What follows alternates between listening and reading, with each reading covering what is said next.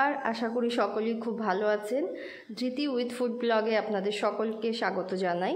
আজকে আমরা ট্রাই করব চিকেনের একটা রেসিপি, চিকেন কারি। এটা অনেকেই বাড়িতে করে দেখেছেন, কিন্তু একবার এইভাবে করে দেখুন, অসাধারণ স্বাদ হবে। দেখুন কি কি লাগবে একটু জেনে নিই। প্রথমেই লাগছে চিকেন, তারপরে গুঁড়ো মশলাগুলো একটু দেখে নিন। জিরের গুঁড়ো, ধনের গুঁড়ো, এখানে গরম মশলা, আর এটা লাগছে কাশ্মীরি লাল পাউডার। আর এখানে গার্নিশিংয়ের জন্য ধনেপাতা কুচি দেব, পেঁয়াজ কুচি, আদা রসুন পেস্ট করে নিয়েছি, টমেটো কুচি, আর এটা টক দইটাকে আমি ফেটিয়ে নিয়েছি। আর এখানে তো আলু লাগছে, গোল গোল করে কেটে নিয়েছি। আর গোটা গরম মশলা আর কাঁচা লঙ্কা দিয়ে রান্নাটা আমরা করব। আর লাগছে তেজপাতা। চিকেন কারি বানানোর জন্য প্রথমেই আমরা একটা তাওয়া নিয়ে নিয়েছি বড় সাইজের, তারপরে আমরা তেল দিয়ে দিচ্ছি। প্রথমেই একটু বেশি করে তেল দিয়ে দেবো, তারপরে আর তেল দেবো না। তেলটা একটু গরম হয়ে গেলে এর মধ্যে আমরা আলুটা সুন্দর করে ভেজে নেব। আলুটা এমনভাবে ভাজবো যাতে হালকা লাল লাল হয়, খুব বেশিও ভাজবো না, 60% মতো কুক করব। এই যে আলুটা দিয়ে দিচ্ছি, তেলটা গরম হয়ে গেছে।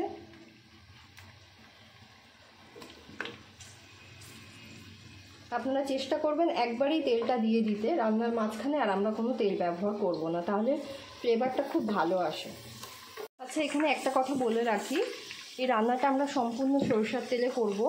আর আলুটা যখন ভাজা হবে তখন আপনারা অবশ্যই কিন্তু একটু লবণ অ্যাড করবেন, আর সামান্য একটু হলুদ অ্যাড করবেন, তাহলে আলুর মধ্যে লবণটা ভালো করে ঢুকে যাবে। এবার আমাদের আলুটা লাল লাল করে ভাজা হয়ে গেছে। এবার একটা প্লেটে আমরা শিফট করছি।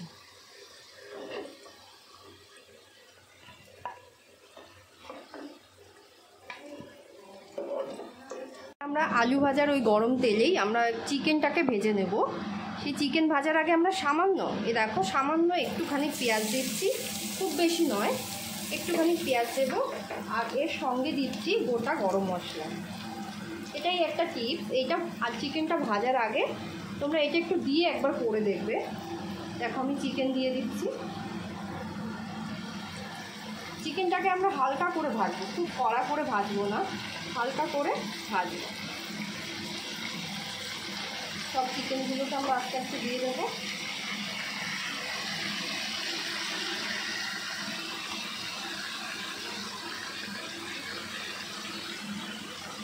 এই চিকেনটা ভাজার কারণটা হলো যে চিকেনের যে একটা স্ট্রং স্মেল থাকে না, ওই স্মেলটা একদম চলে যাবে। আর চিকেনটা অনেক সময় ছিবড়া ছিবড়া লাগে, এই জন্য অনেকেই পছন্দ করে না, সেইটা একদম থাকবে না। এই ভাজার সময় কিন্তু আমরা আর কিচ্ছু অ্যাড করছি না, নুন হলুদ কিচ্ছু অ্যাড করবো না, জাস্ট একটু এই সময় ফ্লেমটা একটু মিডিয়াম টু হাই রাখবে, রেখে তোমরা চিকেনটা হালকা করে ভেজে নেবে।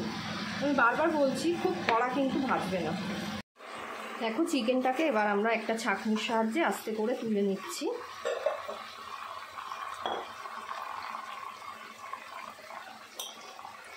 দেখো বুঝতেই পারছো খুব একটা ভাজা হয়নি।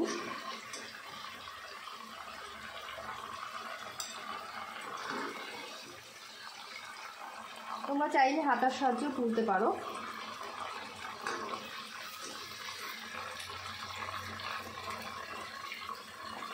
আচ্ছা দেখো চিকেনের থেকে বেশ একটা জুসের মতো বেরিয়ে গেছে, সঙ্গে তেল আছে, একটু নাড়িয়ে নেবে।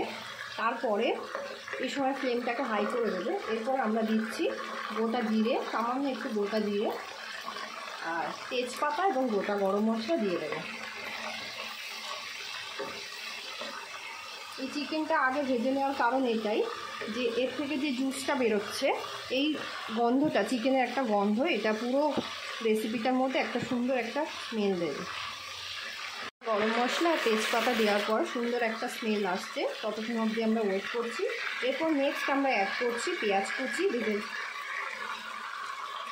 পেঁয়াজ কুচি দিয়ে দিলাম। পেঁয়াজ কুচি দেওয়ার পর আমরা এটাকে সুন্দর লাল লাল করে ভেজে নেব। দেখো এই সময় গ্যাসের ফ্লেমটা তোমরা হাই করবে, কারণ পেঁয়াজ থেকে একটা জল বেরোয়। আমরা এটাকে যতক্ষণ লাল লাল করে ভেজে নেব ততক্ষণে আমরা চিকেনটাকে একটু ম্যারিনেট করে নেব। চলো, যতক্ষণে আমাদের পেঁয়াজটা লাল লাল করে ভাজা হচ্ছে, ইন বিটুইন আমরা চিকেনটাকে একটু ম্যারিনেট করে নেব। দেখো, চিকেনটা একটা বড় পাত্রে একটু ঢেলে নেবে। আমি হাত দিয়েই করছি, হ্যাঁ। তারপরে দিয়ে দেবে টক দই, ফ্যাটানো টক দইটা আমরা অ্যাড করব।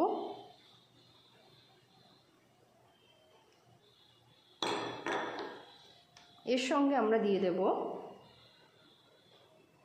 1 চামচ ধনের গুঁড়ো, 2 চামচ জিরের গুঁড়ো, একটু Kashmiri red chilli powder and একটু গরম মশলা। এইটা করে আমরা সুন্দর করে হাত দিয়ে ম্যারিনেট করে বেশিক্ষণ রাখতে হবে না, 10 মিনিট, 10 থেকে 15 মিনিট তোমরা ওয়েট করবে, তাহলেই দারুণ হবে। এই সময় কিন্তু আমরা নুনও দিচ্ছি না, নুনটা অ্যাড করব না, নুন হলুদ কিছুই অ্যাড করবে না।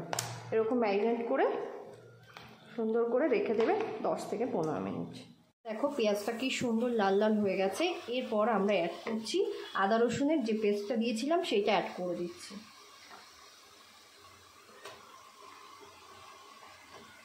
সুন্দর করে মিশিয়ে নেবে। মশলা কষানোর সময় সবসময় গ্যাসের ফ্লেমটা মিডিয়াম টু লো রাখবে। এখানে আমরা কিন্তু একবারই তেল ব্যবহার করেছিলাম, আর কোনো তেল দিইনি, কিন্তু সুন্দর পেঁয়াজ রসুন ভাজা হয়ে গেছে, কাঁচা গন্ধটা আর বেরোচ্ছে না, আর সুন্দর একটা ব্রাউন কালার এসে গেছে। এবার আমরা এখানে অ্যাড করব টমেটো পেস্টটা অ্যাড করে দিচ্ছি। তোমরা 1 কেজি চিকেনে আমি 2টো বড় সাইজের টমেটো পেস্ট করে দিয়েছি, আর 1 কেজি চিকেনে সবসময় আমি 200 থেকে 250 গ্রাম পেঁয়াজের ব্যবহার করি। তোমরা পরিমাণটা ঠিক করে দেবে, তাহলে ভালো হবে। আর টমেটোটা কিন্তু খুব ভালো করে কষাতে হবে, যেন টমেটোর একটা কাঁচা গন্ধ না থাকে। আমরা লঙ্কাটা চিড়ে দেবে, এভাবে কাঁচি নেবে, কাঁচি দিয়ে এইভাবে চিড়ে দেবে, তাহলে হাতে আর ঝাল লাগবে না। এইভাবে সবসময় চিড়ে আমি কাঁচা লঙ্কাটা ব্যবহার করি। এবার দিয়ে দেবো নুন হলুদ, নুন হলুদ দিয়ে দেবো। আমরা কিন্তু এইবারই প্রথম এই যে নুন হলুদের ব্যবহার করছি, স্বাদ মতো নুন হলুদ দিয়ে দিলাম। আশা করি মশলাটা খুব ভালো করে কুকড হয়ে গেছে, কাঁচা গন্ধ আর বেরোচ্ছে না। এই সময় আমরা আলু, ভেজে রাখা আলুগুলো অ্যাড করছি। দেখো, ভালো করে একটু মিশিয়ে নেব।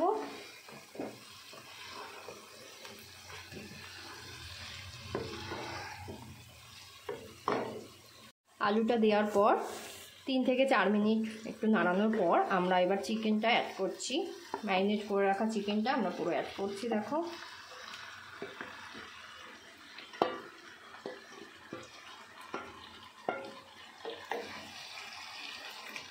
চিকেনটা অ্যাড করে আমরা সুন্দর করে একটু মিশিয়ে নেব।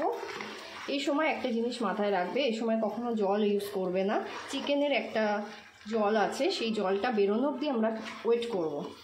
কোনো রকম জল ব্যবহার করবে না। এই সময় গ্যাসের ফ্লেমটা একদম মিডিয়াম থেকে রেখে দেবে।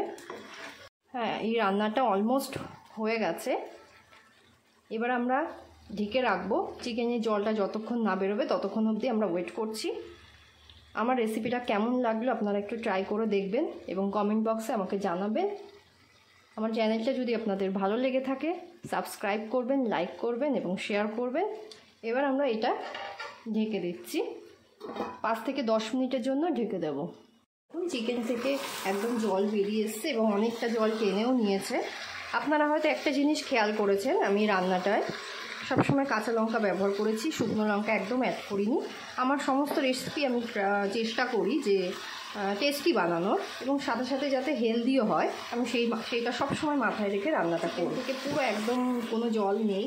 চিকেনের স্বাদটা ডিপেন্ড করে কষানোর উপর, যত বেশি ভালোভাবে কষা হবে তত ভালো হয়, জল থাকলে ভালো লাগবে না। এইবার যখন পুরো শুকিয়ে গেছে, পুরো কোনো জল নেই, দেখো পুরো ড্রাই হয়ে গেছে, মশলা, চিকেন, আলু পুরো ড্রাই হয়ে এসছে আর সাইডে তেল ছেড়ে দিয়েছে, কোনো জল নেই।